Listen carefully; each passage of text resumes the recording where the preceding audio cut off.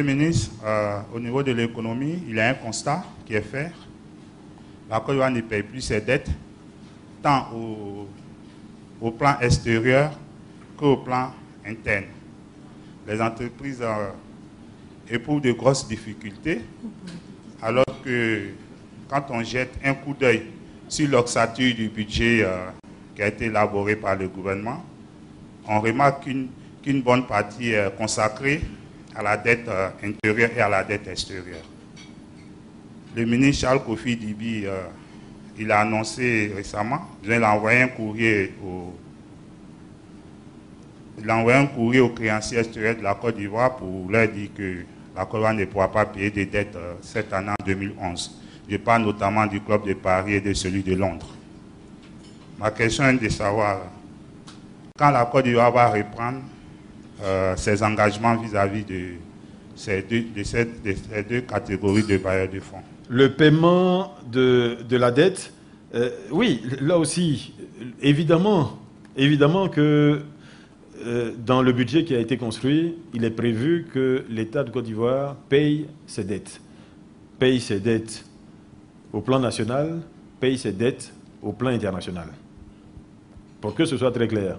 Maintenant, ce qu'il faut savoir, c'est qu'un budget, il est encaissé mensuellement, premièrement, et il faut savoir que la partie décaissement du budget est tributaire de la partie encaissement de la partie ressources. Autrement dit, quand vous êtes à 2 mois, comme c'est le cas aujourd'hui, vous n'avez encaissé que 2 mois de ressources. Donc vous ne pouvez faire face qu'à 2 mois de décaissement ou à 2 mois d'engagement. Évidemment, l'État se démène pour aller plus vite, en ce qui concerne notamment le paiement de la dette locale, parce que nous savons l'impact que ce paiement-là peut avoir immédiatement sur la relance de notre économie. Donc nous irons forcément plus vite que la mensualisation que j'évoque. Mais pour autant, il faut là aussi rester raisonnable. L'État va au rythme que lui permet notre économie. Et le rythme que lui permet notre économie, c'est 3050 milliards divisé par 12 à peu près d'entrées par mois. Et face à cela, il faut faire tout, il faut couvrir toutes les charges, en commençant par les charges liées au salaire, les charges qui sont incontournables à la santé, à l'éducation nationale, etc., etc.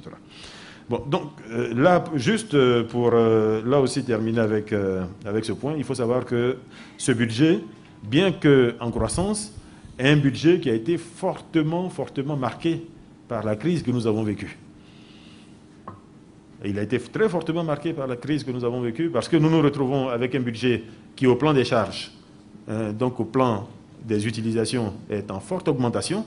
Aujourd'hui, nous faisons face à des charges qui étaient imprévues il y a quelque temps, donc il faut couvrir aujourd'hui, qui sont liées à la crise. Et dans le même temps, malheureusement, nous faisons face à une baisse des recettes, à une baisse des ressources, parce que l'économie aujourd'hui est celle qui est malheureusement celle d'un pays qui est en sortie de crise. Monsieur le ministre, vous avez parlé tout à l'heure de transparence dans le secteur des mines et de l'énergie. Ma question, c'est juste savoir quelle est la capacité réelle aujourd'hui de notre production pétrolière. Je crois, moi, savoir que la production est aujourd'hui entre 30 et 50 000 barils jour en Côte d'Ivoire. Mais par contre, ce qui est important, c'est que le potentiel de production, c'est-à-dire en prenant en compte la maintenance, en prenant en compte le forage des puits ou des périmètres qui ont déjà été attribués, etc., et une production qui pourrait osciller entre 200 et 300 000 barils jour. Depuis la prise de service du nouveau gouvernement, les populations attendent beaucoup de ce changement. Or, ce changement doit commencer réellement par le panier de la ménagère. Tout coûte cher sur les marchés d'Abidjan Et tout de suite, vous avez effleuré le problème du prix du carburant. Les analystes soulignent que tout part du prix du carburant. Qu'est-ce que le gouvernement compte faire pour baisser le prix du carburant afin que le panier de la ménagère puisse peser un peu lourd que d'habitude? Merci. Le panier de la ménagère, c'est le souci du gouvernement tous les jours. C'est notre souci tous les jours. Mais par contre, votre conclusion en disant que tout part du prix du carburant, je ne l'adopte pas. Il n'y a pas que le carburant. Le carburant, je pense même, est une part infime. Le carburant est une part infime. Si nous voulons réussir là, c'est-à-dire baisser drastiquement le coût du panier de la ménagère, c'est travailler en amont sur l'agriculture vivrière. Notre pays a besoin de se renforcer là. Notre pays a besoin d'investir massivement dans tout ce qui est production de vivriers, premièrement. Et ensuite, de travailler dans tout ce qui est, comment dire ça, transport et dispatching de ce qui est produit, stockage d'abord et transport ensuite, de tout ce qui est produit sur toute l'étendue du territoire. Et puis troisièmement, éventuellement conditionner ce qui ne sera pas consommé au jour le jour. Voilà les axes. Le jour où nous arriverons à faire ça, vous allez voir comment les prix vont chuter. Le troisième pont. Le troisième pont qui va relier Makori à... Bon, c'est un pont à péage. C'est une question pratique que je voulais juste poser. C'est un pont à péage. Je crois qu'il va coûter 700 francs le passage. Alors, moi, tout de suite, là, je me dis, mais le Wara que je vais emprunter de Makori à Cocody, il va payer 700 francs là, en passant sur ce pont-là. Est-ce que ça ne va pas avoir un surcoût sur le coût du transport que je vais payer? Je crois qu'aujourd'hui, ça va faire peut-être entre 600 francs dans le Wara de Makori à Cocody. Bon, donc, il y a ça qui est un cas pratique. Est-ce que 700 francs, ce n'est pas trop selon vous? Enfin, je ne sais pas dans quelles conditions cela a été défini ainsi. Surtout sur le coût, sur l'incidence sur le transport des Abidjanais. Je peux vous dire, nous, gouvernement, avons été surpris de voir un prix affiché dans la presse. Bon, donc c'est vous dire, on a été surpris de voir un prix affiché dans la presse. Parce que, encore une fois, comme je vous l'ai dit, c'est des discussions qui sont extrêmement longues, qui sont très pointues, très précises, et qui, même quand elles aboutissent, parce que c'est des accords entre deux parties, même quand elles aboutissent, restent secrètes jusqu'au lancement. Parce que d'ici le lancement, personne ne sait comment les choses vont évoluer. Personne ne sait. Dans ce genre de grands travaux, toutes les surprises peuvent arriver. Dernièrement, parlant du pont de Jacquesville, par exemple, on nous disait que initialement les pieux étaient prévus dans la lagune à 40 mètres. Et au moment de démarrer les travaux, ils se sont rendus compte que ce pont ne pouvait pas se construire sans mettre des pieds à 70 mètres. Bon, donc rien que ça change complètement l'économie d'une route ou un pont. Donc ici, des chiffres ont été annoncés, mais encore une fois, je dis, le gouvernement ne les endosse pas. Maintenant, admettons même que le prix soit celui-là. Vous avez, je reste dans votre exemple de Makori à Cocody. Aujourd'hui, de Makori à Cocody, vous savez le temps que ça vous prend. Vous avez parlé de Wara, donc là aussi je reste dans ce même exemple. Vous êtes dans votre Wara, vous êtes 4, n'est-ce pas, dans le Wara. Sur 700 francs, chacun va payer 700 divisé par 4. Voilà. Est-ce que vous préférez faire le tour, donc passer par le plateau, pour aller à Cocody, ou bien est-ce que vous préférez prendre ce pont qui va vous faire gagner au minimum, je pense, entre 30 minutes et 1 heure, venant de Makori? Voilà la question que l'usager se posera à chaque fois, puisqu'il est libre de prendre le pont ou de ne pas prendre le pont. On ne le force pas à passer par ce pont-là. C'est lui qui décidera s'il prend le pont ou s'il ne le prend pas. Donc c'est lui qui décidera éventuellement de payer ces 160 ou 180, je n'ai pas fait le calcul, francs, ou pas.